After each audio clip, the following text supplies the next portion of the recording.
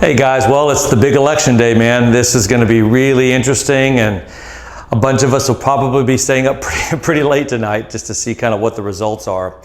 You know, I had a couple people say to me, the last couple of videos I've been doing were talking about the importance of taking the time to understand what somebody else is saying, taking the time to appreciate their argument or their position in order for them to feel like you kind of respect where they're coming from. It doesn't mean you always have to agree with it, but it does mean that we should all continue to strive to understand where the other person is coming from. One of the things I even said is, can you make the other person's argument for them and not create some kind of a straw man that isn't really a strong argument, but actually make one of the best arguments that they can make. And so a couple of my friends said, hey, why don't you do a video on that? I mean, today's election day. Why don't you do a video on Biden and Trump and try to make each of their case for them on the basis of kind of what would be their 4 or 5 strongest arguments. And so I thought, hey, I'll give that a shot, So I've done that for each of these, Biden and Trump. Right here is kind of a 2 sides of the ledger.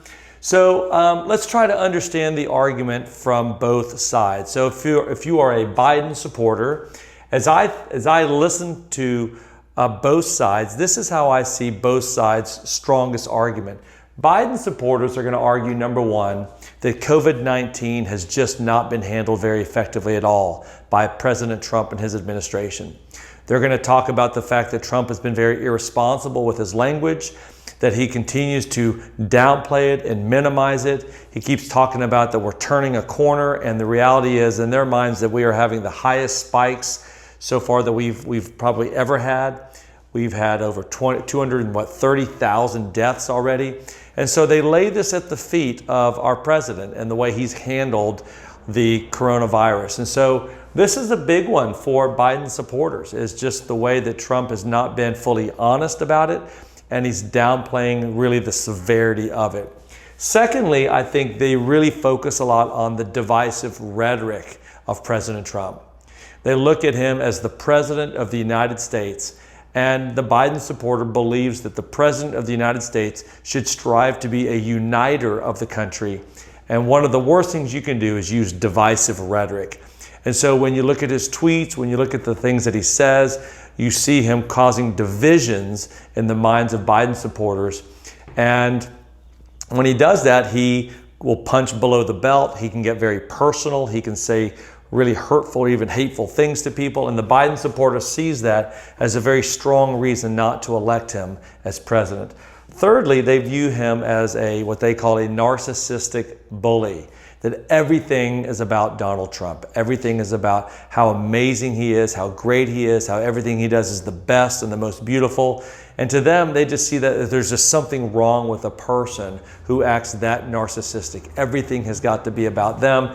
And also that he is very much a bully, the way he attacks people, the way he attacks people who are, weaker than him, who don't really have the platform that he has, and they just see him as a bully also. Fourthly, they view Donald Trump as, frankly, just prejudiced. They see him as racist, they see him as anti-immigrant, they see him as anti-woman, and all of this shows the prejudices of our president. So that's what you see a lot of times, is this idea that he supports white nationalists, that he supports basically the old traditional white male America, and that he is just racist and prejudiced against minorities and immigrants.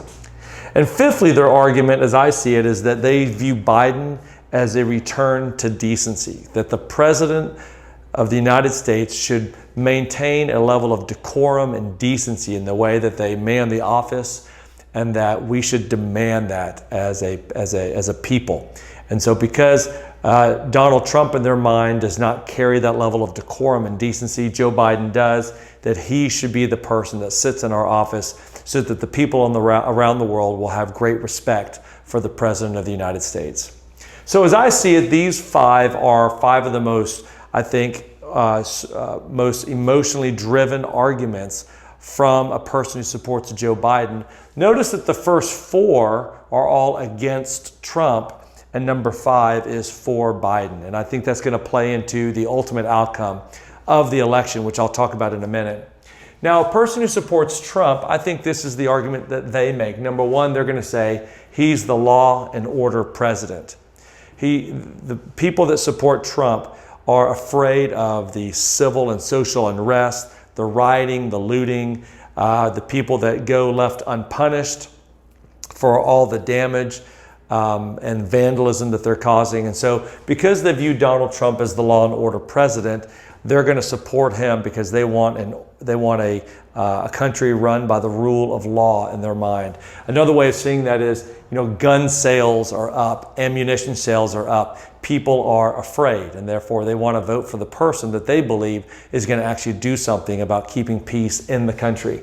Secondly, Trump supporters take a lot of pride in minority support. They look at the increase in the black vote for Trump, the black support for Trump. I think estimates show something like 40 to 46% of African Americans support the job that Donald Trump has done. And so people who support Trump take a lot of pride in the fact that he's expanding the base in terms of African Americans into the Republican Party. So it's estimated that Trump may get as much as 15% of the vote, which he only got 8% in the last election. So that would be pretty sizable. Not to mention the Hispanic vote.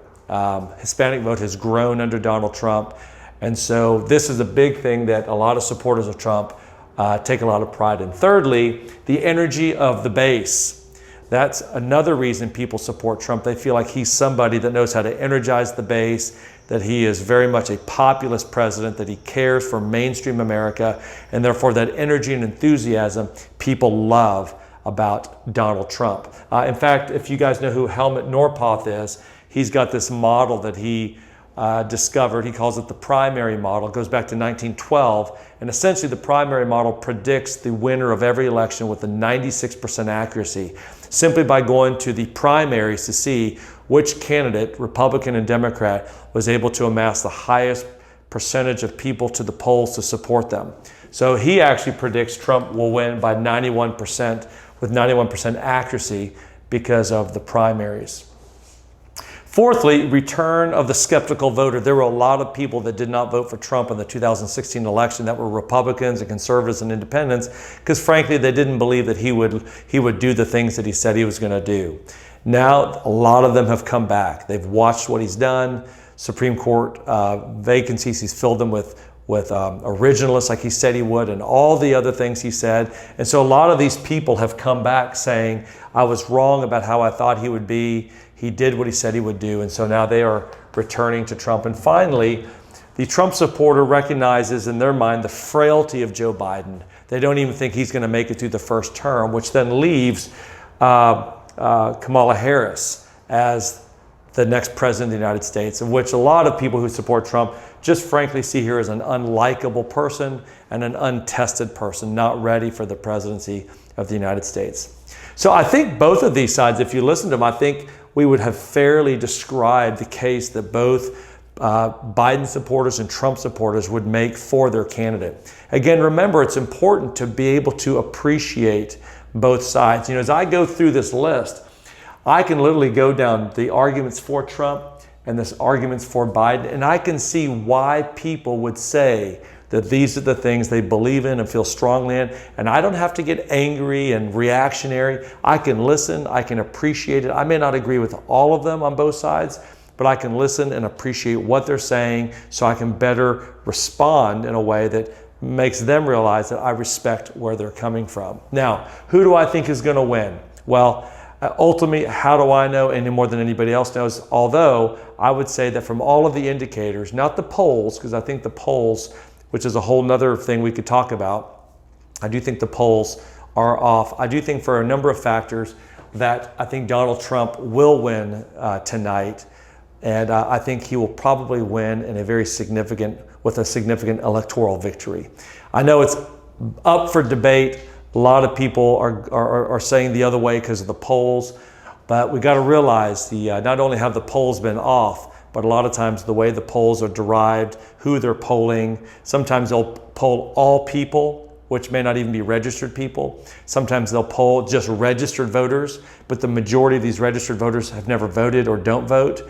The only really class that you want to poll are likely voters. These are people who have voted in multiple elections in the past, who have a track record of voting. And when you look at likely voters, the numbers skew far more over towards Donald Trump. And so as you begin to look at all of these factors, then I think I personally, if I had to put my money on it, I would put my money on Trump will probably win, and I think he'll probably win in a pretty significant way in the Electoral College. In terms of the popular vote, no telling kind of where that's going to go. Probably will go in Biden's favor again. We're not really sure.